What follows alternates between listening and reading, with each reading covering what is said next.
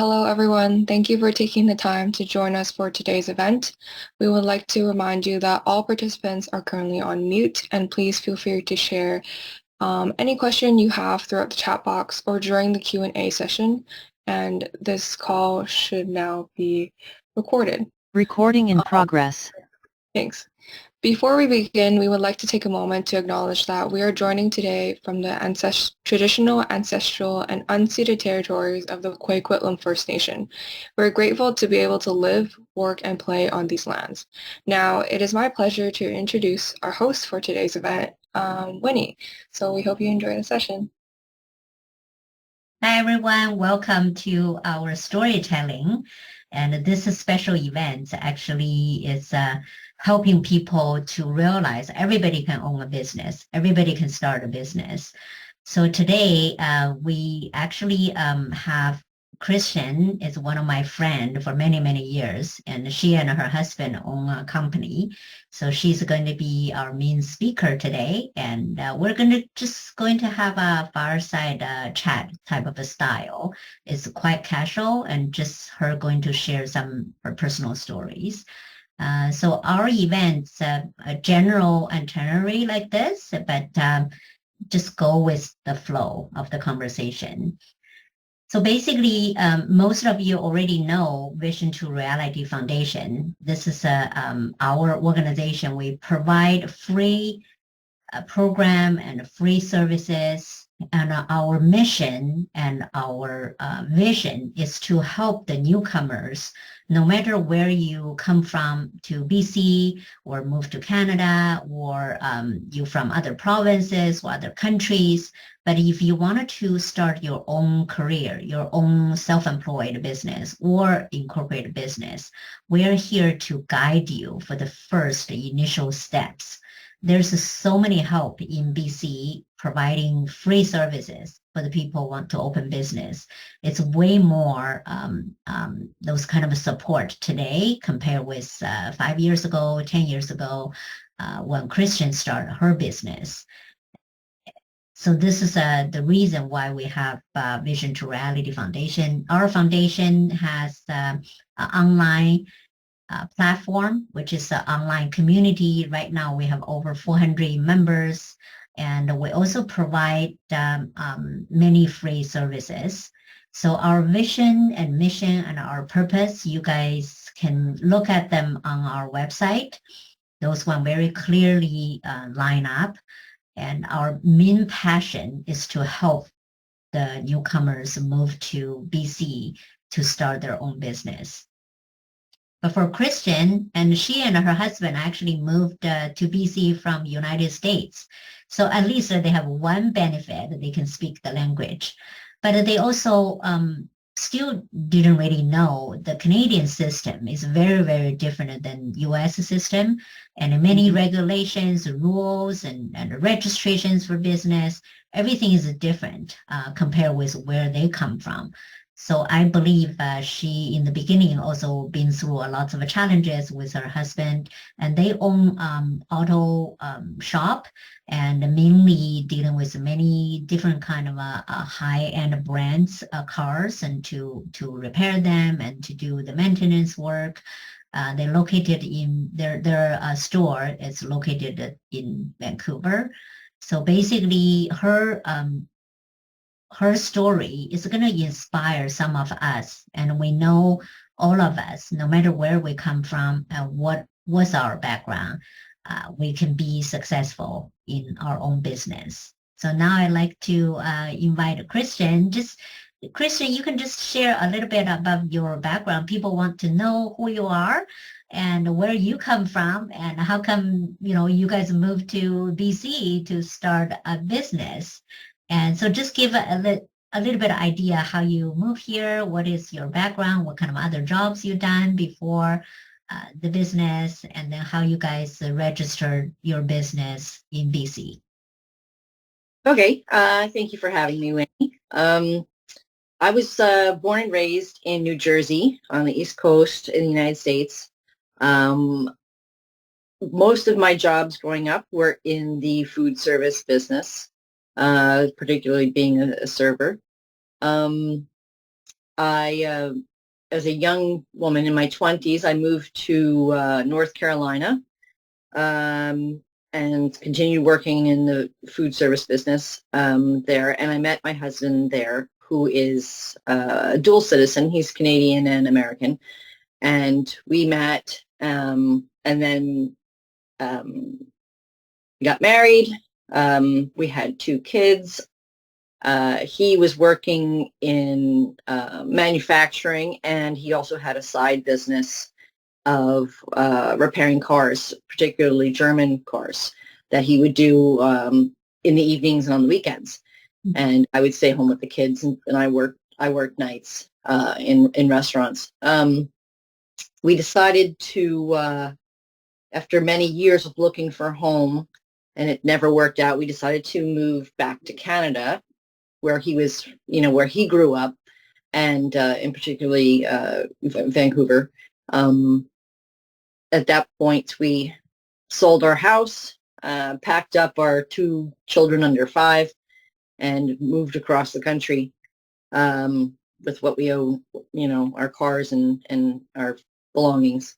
And we settled on the west side of Vancouver in a little apartment. And at that point, my husband started working with his father, with his stepdad. And then he met some guys who were wanting to open up an auto repair business.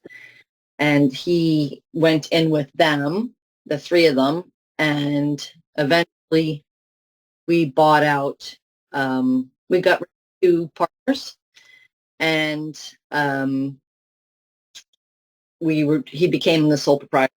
And so I did not work with him at first because I had, that was in 2005 when we moved to Canada. And I didn't work with him at first because somebody else, one of his partners was doing all the paperwork.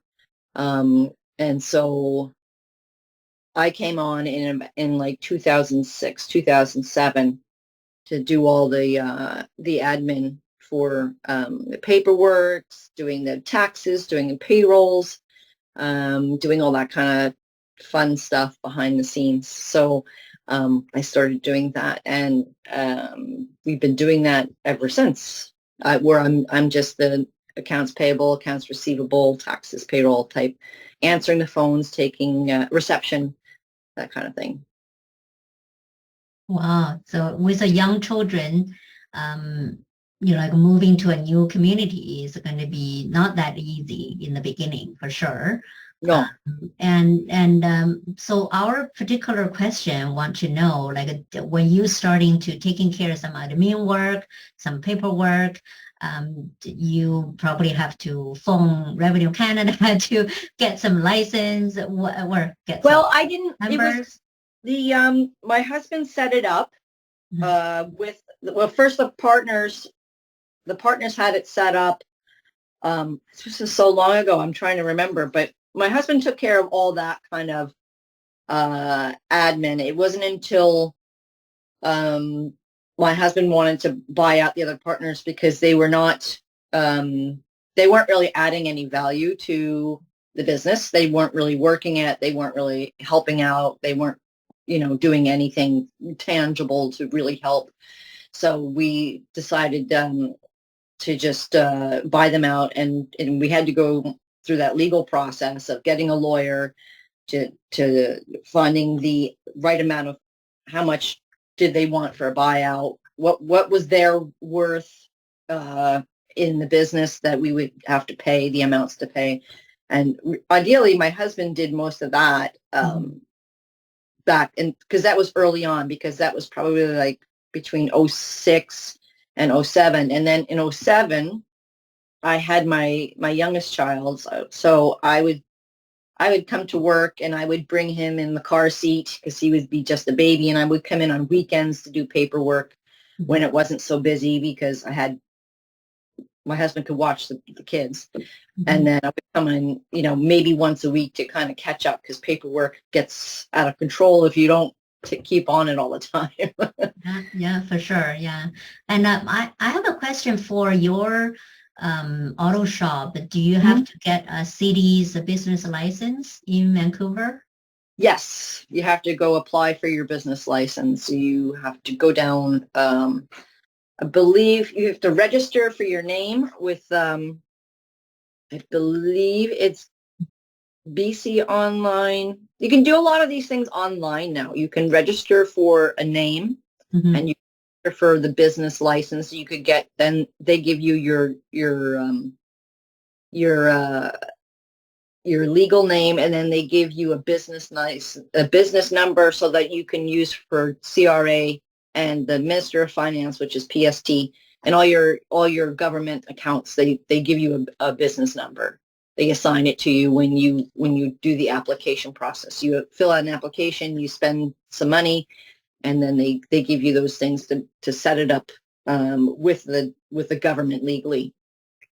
But for the city license is a bit different than the tax office or CRA's or tax Yeah. office. But for the city license, I remember you have to renew them every year Yeah, for your renewal. location, right? Yes, they send you an email saying it's time to renew, and then you go in and for us, it hasn't really changed in the last 18 years. So it's just going in and essentially paying the money. It's a small fee. It's not like thousands of dollars. I believe it was around it's around $100 and change. $100? Yeah, something like Yeah. that for the city It's license. it's gone up recently, and but they send you a reminder. You just do it all online. If none of your information has changed, like none of your shareholders or officers or other partners, if nothing in that matter has changed, you just basically hit next, hit next, hit next, pay your fee, and then they email you. Now they email you a copy of your yearly license, and then you just print it out and display it. Okay, so that's a bit easy. So as Yeah. a business, I know there's as a business owner, you have to make sure all the government things either registered or paid or you know, like make Yeah. sure they're all not late, you know, as Yeah. a business owner. So basically for the registration, so I heard you said that there's a CRA, which is the tax office you have to dealing with to get your GST number, get your Right. business number, right? And do you have a payrolls too? Yes, payroll number. Yeah, so payroll number, you have to get it. They all pretty much use your business number except PST. Okay, so PST has to be a different number. Yeah. PST is a provincial sales tax. So that's based on each province you stay in. But in BC, we do have a provincial sales tax, which is that 7%, normal for normal people. So this is a more like a for your business. And also you have to do the cities. If you're located in one city, you have to do the city's license. Oh, You know, yeah. every year, yeah, just like you said. Yeah. That way it costs a little bit. I remember around like 100, maybe definitely under $200 for that. Yes. Yeah. It's gone up recently. A little bit. I know Vancouver probably more expensive than Burnaby or, you know. Yeah. Portland. Oh, each city? Okay. Gotcha. Each city is a different. Yeah, every city is a bit different for that one. I remember that one is a bit different. But I have a question for you. So when you were running your business, so for example, if you guys run into a really tough client, the client demanding a lot and you know, like ask a lot, what do you guys how you deal with it, you know, when you and your husband facing these kind of difficult customers? Well, I think that there's always a middle ground you can reach. Just like I'm not always right, that doesn't mean the other person is always right, but I think that there's a way to make everyone happy. And I think there needs to be, I mean, you got to meet someone halfway, and that goes on both sides. To be, you need to be honest and upfront, and you know, if a customer's being difficult in the fact that, you know, they want, you know, they want something, you know, done a certain way, but we do it a different way. We, we, uh, we try to do the best we can to meet their needs, but that doesn't mean that we will um, do something incorrectly. We just want to keep our honesty and integrity. So, you know, because you can't get that back when that's lost. Yeah. So we try our best to be, you know, but we don't tolerate any kind of, you can't call, you know, call people and be unreasonable and then start being rude and nasty. We don't tolerate that. And we don't tolerate it to our employees either. We like everybody be treated the way, you know, spoken to the way you would like to be spoken to. Yeah, yeah. I really love what you said. When you're dealing with a customer, you have to meet somebody in the middle ground. We all have to give and take a little bit, right? Between those kind of a relationship. And when you guys run into some, you know, just say auditing issues from tax office or maybe some government bodies, and what is most important you see when you were preparing the document and preparing all your record? Well, it's always important to keep proper records, to keep proper set of books using, we use QuickBooks, and that helps keep everything organized into different categories. And this is not just written down on a piece of paper or in an Excel spreadsheet, because CRA doesn't accept spreadsheets and paper books. So you have to have a proper working set of books and keeping things very organized. And Winnie always makes sure to tell me, make sure you make notes on everything. So that you forget, you go back and it was a year ago or 2 years ago, and you're like, oh, what was this bill from this one? What did we buy again? Or who did we sell that to? Or, you know, and so the more notes, the better, she always tells me. Yeah, yeah, for sure. Yeah.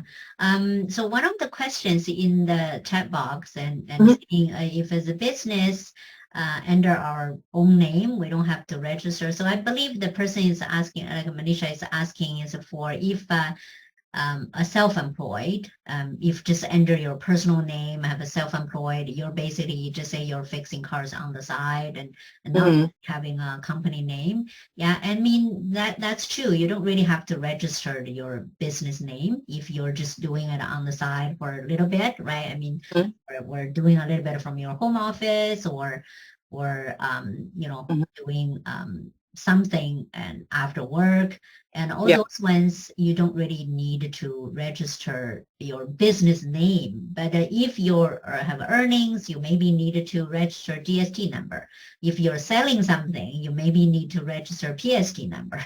So there are still different things you need to register. It's not mean if you just own your own business, you don't have to worry about anything, even you don't have a business name. So maybe people just know your husband, Shane, just say, oh, I know you know car really well, and I have a car, I needed this one to be fixed, and do you mind to come to my house to, you know, just help us, and then pay you a little bit of money under your personal name. And that's many people can do that in BC or in Canada. They are also hundreds of thousands of people actually doing it. As long as you keep a record, you know, how much you charge, right? You put them on your personal tax. You don't really need a business number or business name per se. People can just write a check or do e-transfer to your personal name. Yeah. As long as you record them to say this is my business income or my on the side income, you don't really need to do anything. But a PST is one of the things when you're selling something, you do have to have with Canada, like in BC especially, like the PST. That one is really needed to be. And so this, I'm hoping all the audience can keep that in mind as well. So my next question is, so for example, you guys just starting your business, especially you're setting up auto repairman shop. So you still needed to buy machines or Yep. lease the machines. It's not like somebody just at a home or doing something do not need equipment. Right. So where are you thinking you could normally for a small business like you and your husband start, where you can get your seed money or initial fund? You probably need a little bit of money to actually buy the equipment or lease the equipment, and where you find your fundings. I think like for us, when we first started, that we had 2 lifts and they were used lifts. You can buy used equipment. Don't remember who we bought it from. And you can buy, and my husband always had his own tools anyway from when he was doing stuff on the side in the US. So he came with his tools, his hand tools and things like that. But the seed money, I think, was put up by the other 2 partners, just for like for the security for the lease in the building, and then I think the lifts weren't very expensive. The lifts were, I think under $5,000 a piece, or maybe even less, maybe like $2,000 a piece. It was very inexpensive. But you still have to take into account that when you start a business and it's not in your home, that you have to have security deposits for all your utilities, and like your electric, your hydro. If you've never had service in BC or in Canada, they want you to put deposits down on all those things, right? Security deposit, because they don't know, you have no record in the province or in the country, so you had to put deposits at BC Hydro and your telephone and your electricity and all that stuff. But we didn't have, it was very bare bones back then. We didn't have a lot, but and then, when we moved to subsequent locations, sometimes our lease was out or we outgrew the location, and then we'd have to go to the next location. And so the next location, we'd probably buy some more lifts, which would be used. We'd never buy them new because it was too expensive. And so, but all along the way, ever since my husband became sole proprietor, we always learned to live below our means as far as not paying ourselves too much money, and keeping the money in the company to, we save for a rainy day, so that when we do have to move locations or we do need equipment, we have that money squirreled away so that we can pay for, maintenance, or we need more tools. Yeah, I even remember originally you guys have to pay like $800 as a deposit for BC Hydro. Yeah, because they don't know who you are. We moved from another country, so from another country. I remember that, but normally after 1 year, they're gonna pay back that money. Yes, when every month you're paying it. So keeping a good credit and paying all the bills on time is very, very important. So I still remember that. I know in the beginning you use your personal savings, and maybe some family member can like lend you a little bit to help out a little bit. But have you guys ever borrowed bank loans or line of credit from the bank? We do. My husband opened up a line of credit probably maybe 7 to 10 years ago. Just because he wanted to have it for a rainy day. He qualified for that, and we keep it open in case our cash flow, because you never know with the economy of the cash flow. So if we need it, we have it. We use Van City Credit Union. Yeah. Because they are friendlier with small businesses in BC. Yes, we totally agree. So we really see they support the local small business, and they give a lower interest rate for the Yeah. credit or loans, and also easier for us to apply the smaller loans from the Yes. city. So if anybody's thinking about starting a new business, probably Van City should be, or small business, at least should be your first place Yeah. to ask, where to check it out, basically, for Yeah. that part. Yeah, I truly believe it. So when you guys, in the beginning, I heard this story actually from many small business owners in the first few years, maybe even 10 years, they have to live below their means and not spending money lavishly and Right. keeping more money in the business to help the business to grow. Otherwise, if they withdraw every money, every dollar they earn, to enjoy only just enjoy their personal life and Mhm. their company, if there's a rainy day. So for example, the COVID happening, Yep. and definitely like affect your business, and people maybe not, like wanting to go out or to meet people, right? So they Mhm. probably will have some like a factor for your own company, and you probably need 1 month you have a very small income and you need additional money to carry you over the expenses, Yeah. especially when you have a shop. You have to pay rent no matter you Oh, no open matter the door. what. Yeah, no matter you open the door or not, right? Yeah. If I So is the COVID really have any effect for your business? COVID, you mean? Yeah. Yeah. Well, that first month of lockdown, it was slower. Mhm. Um, and then, and then the couple months after that, that first month was slow.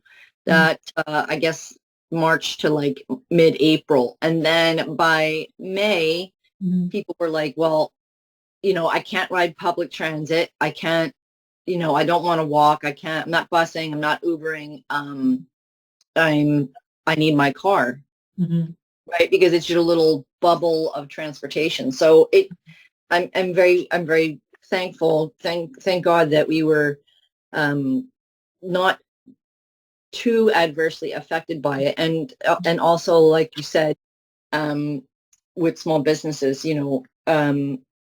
it's, it's, it's, you should always be, keeping that little nest egg in case you do have a slow month. I mean, that's what it's for, right? And Yeah. besides, if you take, all the money out, and then you have a dry patch, then you have a problem. Mhm. Mhm. Yeah. Yeah, so that's just a common sense. But if the business didn't manage their money well, it's going to be hurt when there's a slow month. Yes. But As at least fortunate, your business not like yeah, some of our other clients, they literally have to close the door. I know it's awful. Yeah, which is really difficult, especially for retail or Yeah. restaurants, right? Uh, For a long period of time. yeah. So at least your business is still okay for that. And I have my next question is, I know you never go into a business school, you never go to a marketing, No. degrees or something like that, and neither your husband, but both of you basically just learned the business, running the business through last 15 years, totally just learning those experience by running it. Am I correct? Yeah. Yes. Yeah.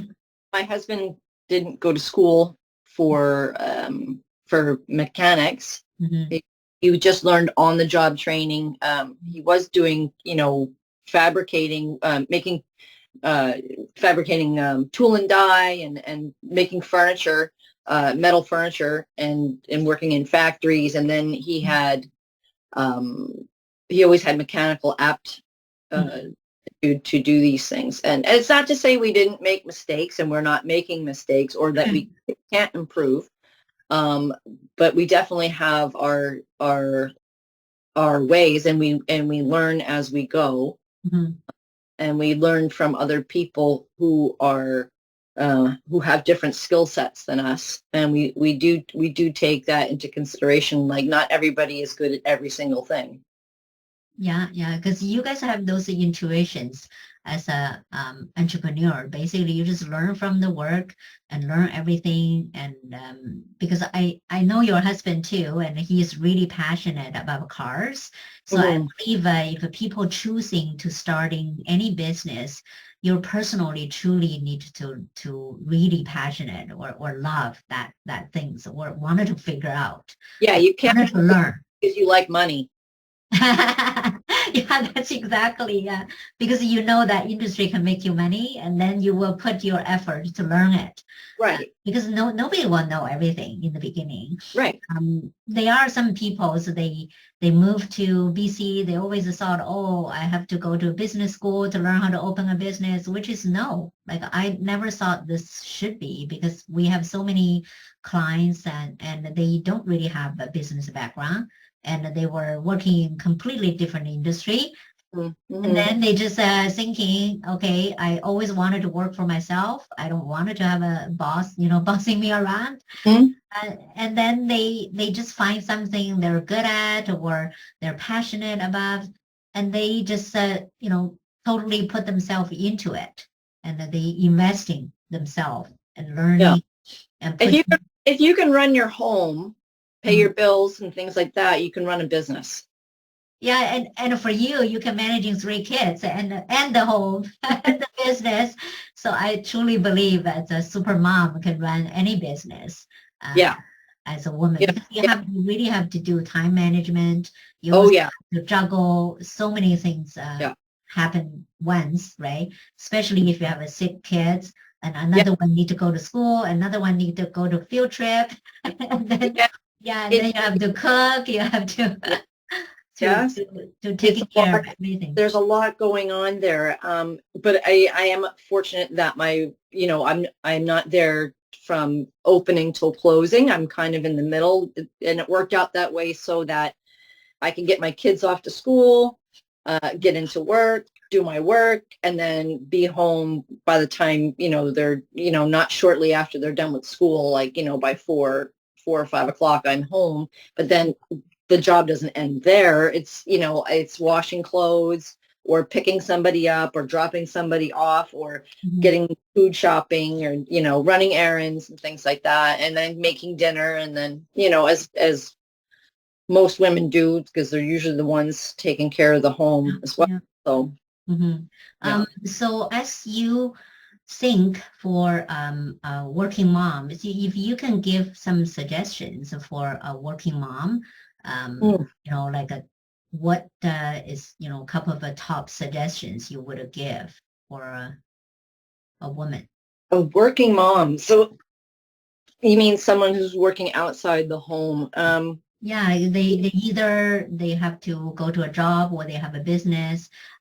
So from what your story is telling us, if you own your own company, and especially if you own with your family, at least you have a certain time freedom, like you Yeah. can arrange your time a little bit easier to Yeah. take care of your kids and your family because you Yeah. don't have to exactly 9 to 5. You can send them to school and then go Yeah. to work for a few hours and then go Yeah. home to you pick them Yeah. up or I whatever. mean, my husband and I are fortunate that that's always was even when we weren't living in Canada, Mhm. uh, I worked a few nights a week in a restaurant and he worked very early in the morning. So he would go to work from around 5 a.m. and get home at 3. And then I would go to work at 4 Mhm. until like 10 or 11 o'clock at night a few nights. And so he took care of the kids while I went to work. But um, that's not always the case for a lot of families. A lot of families, moms and dads are working both full-time jobs and daycare is not cheap. Mhm. I remember when we moved here and I wanted to go back to the restaurant business before I had my third child. You couldn't find a sitter for under $20 an hour. And that basically was everything I was making just to have a few nights out. Mhm.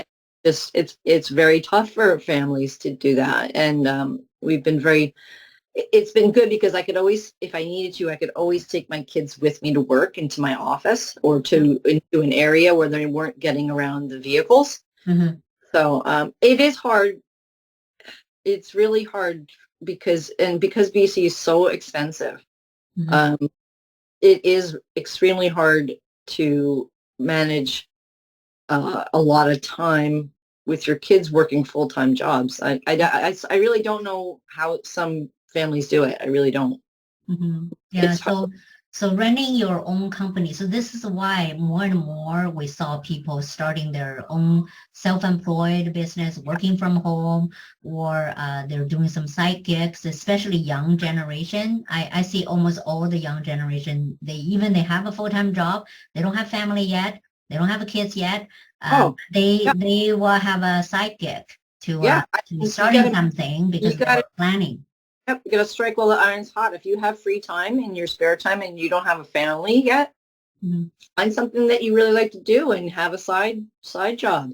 Yeah, side job or side business or side Yeah, something, yeah, because that's a really hot topic right now, the side gig for yeah. for anybody. Exactly. Because I mean, you think, maybe there you can find your passions. You can find yeah, something you really love to do, not just the 9 to 5 job, right? yeah. I mean, if you have a hobby that you enjoy and you can make money at it, why not? Yeah, that's exactly, yeah. So we can open up the floor for questions. If anybody have questions, you can type into the chat box, or if you wanted to turn on your speaker to ask the questions, you're welcome to. Yeah, I can't chat box on my phone here. No, you don't need to do the chat Oh, box. okay. If there's anything, I'll just Oh, read okay. it out. Yeah, I'll just read it out for you. And then you can answer if the question directly to you. Sure. So we're basically open for questions. Anybody wanted to ask a question?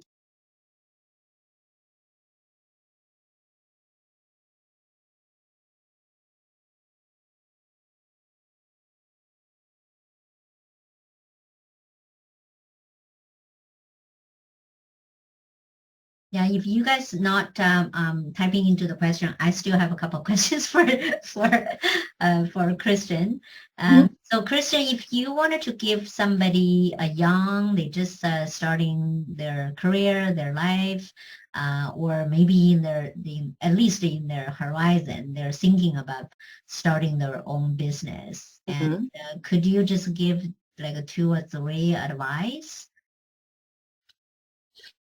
Oh,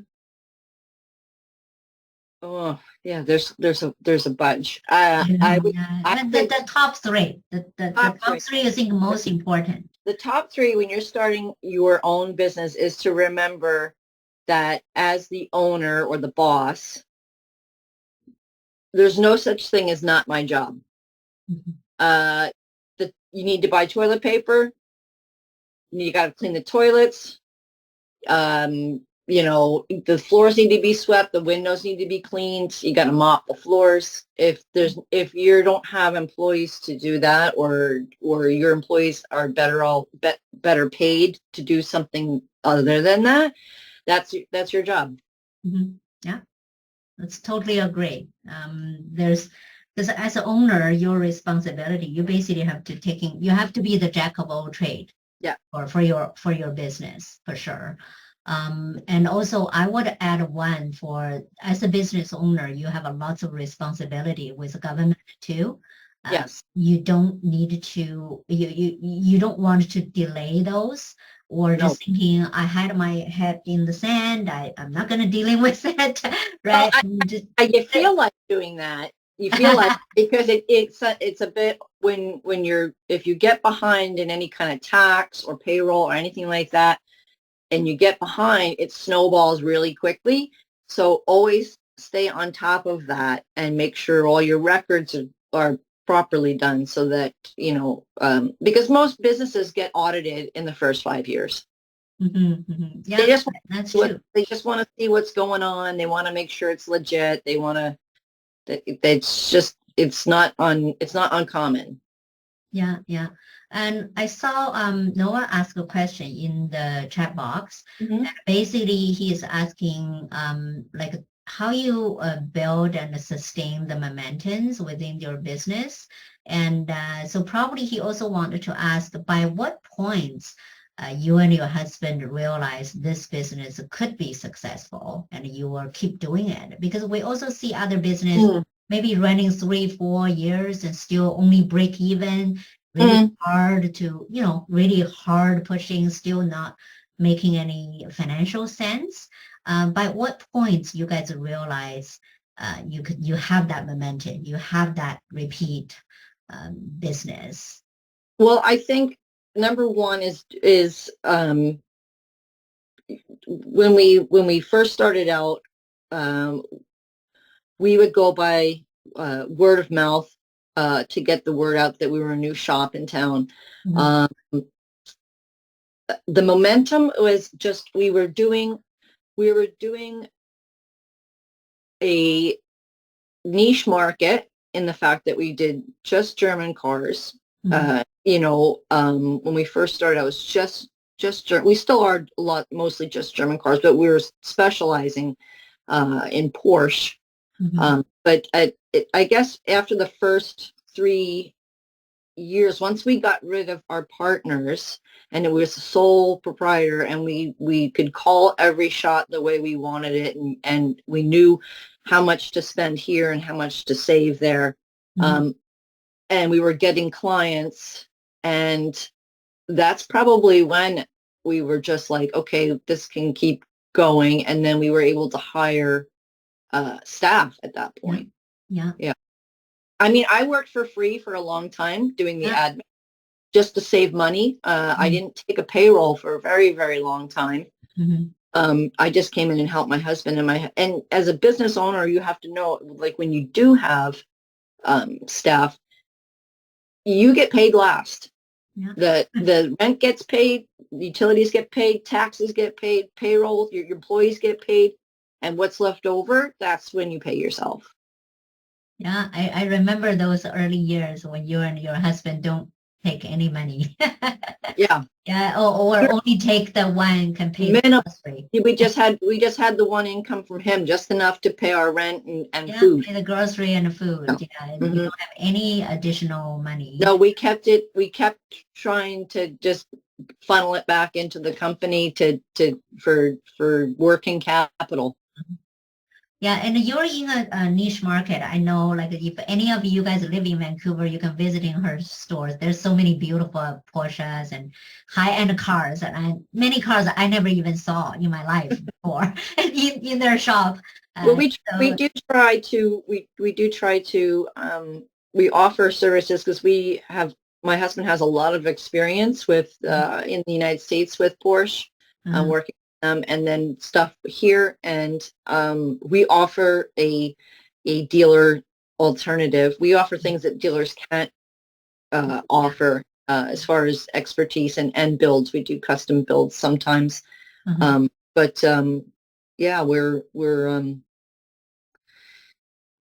just been word of mouth. We did very little advertising. I mean, we have a Facebook page and an Instagram account, and that's really it. That's really what we never did like commercials or flyers or advertising on TV or radio or anything like that. We didn't. It was just, I remember I would take a business card and I would take the kids in the car and I would go around Vancouver, and every time I saw an Audi or a Volkswagen, I'd put a business card on their windshield or on their door. And I don't know how many customers we got out of that, but I had time and I had the kids and I could go do that just to get, people calling and inquiring. Yeah, but do you guys have social media now, like besides the Instagram? Just Facebook. We don't do a lot of social media, just because we're kind of old. Your kids can help you to do that. I know. My husband does do an Instagram page for his for Blitzkrieg. So yeah, he takes care of the Instagram and I take care of the Facebook. But we're not like super heavy social media. So I don't really have any advice on that. Maybe I'm over 50, so it's not my first go-to, but I do understand for some new businesses now that is very heavily influence what they do for work. Yeah, so mainly because I know you guys since when you just start your business, and I saw your business grow from a smaller location, move to a bigger location, from no employee and to hire your team right now. Yeah. And also I saw the car coming into your shop. It's a higher and higher end, and or more Yeah. people coming back for last 20 years, so for many, many times. Yeah, we have a lot of repeat customers and we're very thankful. A lot of word of mouth. I mean, here's the thing, if you do a good job, that speaks for itself. And I'm not taking away from social media, but you have to you can't have a lot of social media and not back up what it is that you do. You need Yeah. to, Yeah, you yeah. have, So that's the best part. I also feel that way. Even now, my company also starting to use social medias and everything. But no matter how many social media and the advertising you're doing, and most important is your clients feel about your service. And right, they recognize the service you provide. It's always a consistent, and you don't cheat. You don't try to cut corners. no, Try to go extra mile for them, or we're telling them honestly, said if you need this or don't need this, right? yes, If a client come in and said, do I need to change this? There's like $2,000 to change this. And many shops are probably to say, hey, go ahead, just change it. But I yeah, remember you guys always tell client if they really need it or not. Or maybe yeah. this one you can wait Or a couple or months. you could wait till the next Yeah, service. exactly. Yeah. Yet, but we are honest about like we can't always predict when something's going to break. Yeah. So we do let them know, like, so they have some options, like I don't have to spend the money right now, or well, let's give you some time to plan on having a big expenditure. I mean, Mhm. because it's like I said, we let the customers know we're not the cheapest shop in town. Yeah. But our the quality of our work and our expertise uh, is worth what we charge for our services. And we just, if you're only going to be loyal to a price, then you don't really have any customer loyalty. Yeah. Yeah. That's exactly, yeah. I'm 100% agree what you said, because I saw your shop grow, and I also saw how customer trust you so much, and Yeah. they basically just leave the car there to say you do whatever need whatever Yeah. need to be done, right? Yeah. So I saw that many times when I was visiting you guys, and I know that the trust you build with your long-term Yeah. customer base, and they are going to tell their son, their daughter, their friends, their cousins, right, to come Yeah. in to you when they need that special type of a service. And I truly believe this is even in today's so much advertising, so much noise, so much stuff online, and it's Hmm. still the most fundamental ways Right. to serve your customer, because you Right. provide a service can bring some joy or reduce some stress for somebody Right. else. That's Yeah. how you get paid. Yeah. And that's your value, right? Yeah. To I mean, provide to that person. the client is happy. We're not doing more than we should be doing. And, we're not going to give you something that you don't need. Yeah. Yeah. Yeah. And we try, I mean, a lot of times people come to us because another shop can't figure it out, or they've taken it to the dealer and the dealer couldn't figure it out. Yeah. Yeah. It's just sometimes there's a lot of quirks. Like we Mhm. don't know everything about every car, but we Mhm. know a lot about, German cars that come through our shop. Because Mhm. that's what we specialize in. So, I mean, you should, if you start a business, you should really know the ins and out of what it is that you do. Mhm. Be good at it, and then the business part you learn as you go.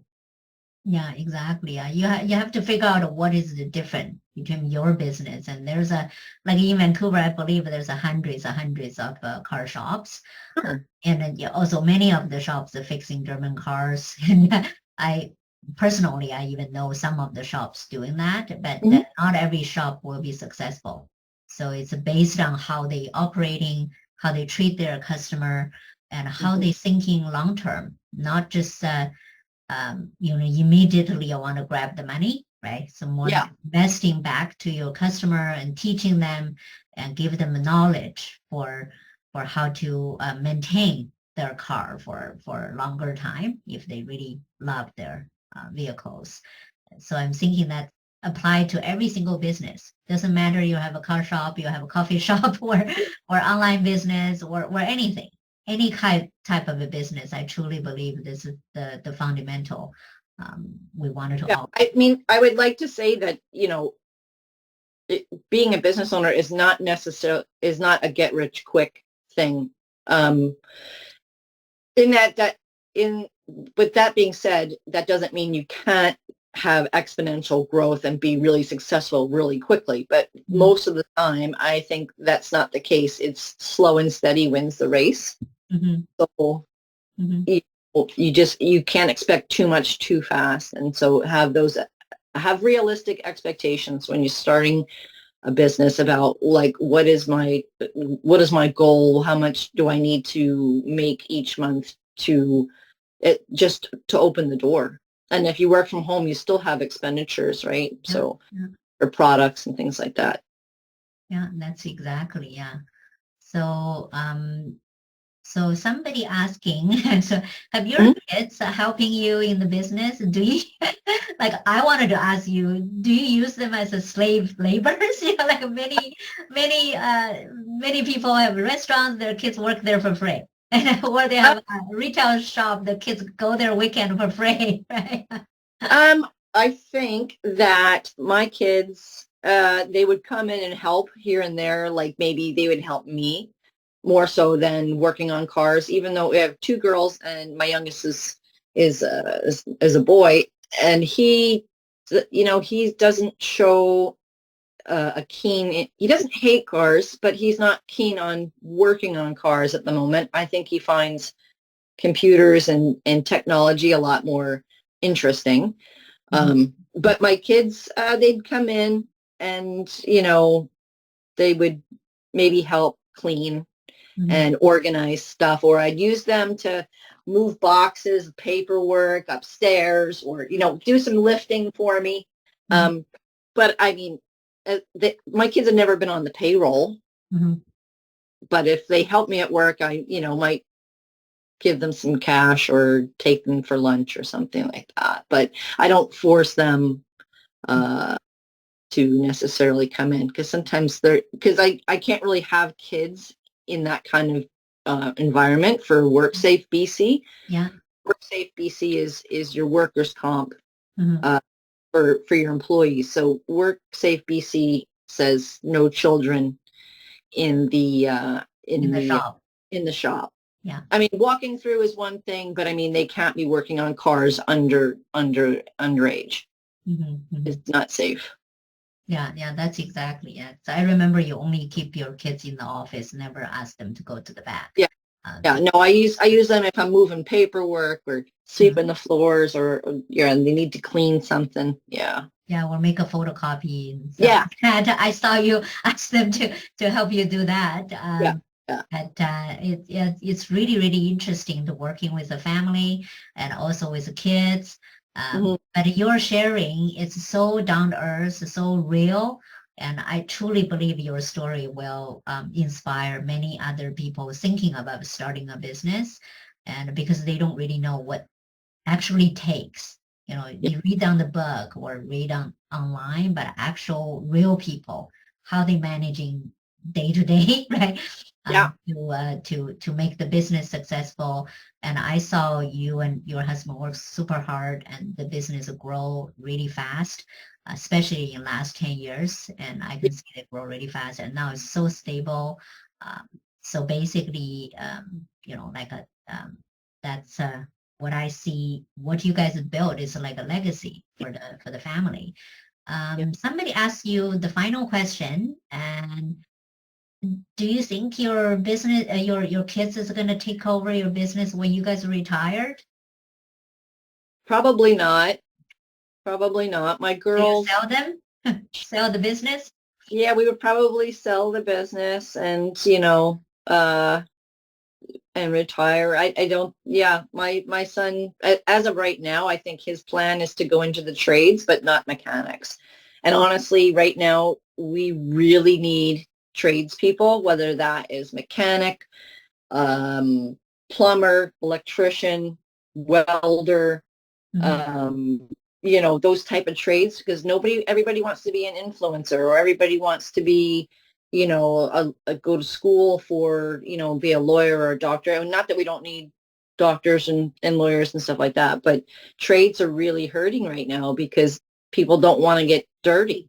Mhm. Mhm. But everybody likes to have a nice car. You know, you want to have that fancy Porsche. Well, who's going to work on it if everybody is, Yeah, you you're right. know, you know, somebody's got to get their hands dirty, Uh, and we know a lot of people in trades, and they say the same thing. We can't find young people who want to do these things, and they pay really well. Yeah, they pay really well. Actually, I know some trade, if you're an electrician or a plumber, actually you get paid way more than a lawyer and the Yeah, doctor and, don't. and the accountant, at least in the first 10 years. Yes, that's I believe they're paid way more and yeah, also quite stable job, yes, stable income, and you know, like people can raise a family really nice yeah, with their trade income, because the yeah, trade is like a certified, so they're like almost like they have a designation of their certification. yes, Quite yeah. important. Yeah.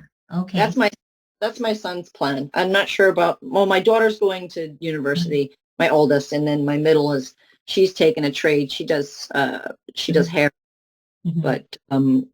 but yeah, I mean, you think about those things. Like honestly, my son's plan is electrician, and he's taking some math courses so he could do that out of high school. Mm-hmm. And you're getting out of there, and you're making a lot of money, and you don't have any student debt. Yeah. So there is, if you think that not college is not for everybody, Yeah. but I'm not saying that it's necessary for certain jobs. You need to have a degree. Yeah. Yeah. I agree with what you say, because in this world we need all kinds of people. Yeah, Every kind of a service, every kind of a people in different locations, different jobs, and different industries, different shops, and in that way we can make the society works. yeah, Otherwise, the society, if nobody open a grocery store, and where we're going to get our vegetables, right? exactly. Or a farm. Think Exactly. Yeah. like those things. You don't think about that because it's just an everyday. Yeah. Because we're in North America, I Yeah. think we don't think about that stuff, but it might be different for other countries that are more blue collar type jobs are the norm. Yeah. We're on the top of the hour, but I really wanted to thank you, Kristen, for your time and the way you donate your time for us. I know your Yeah, business is no worries. busy, and that you're you know, putting this hour for helping others. Thank you, everybody, and thank you very much for being in this session. My And pleasure. yeah, I really thank you, Kristen. Yeah, no worries. Yeah, thank you. Okay.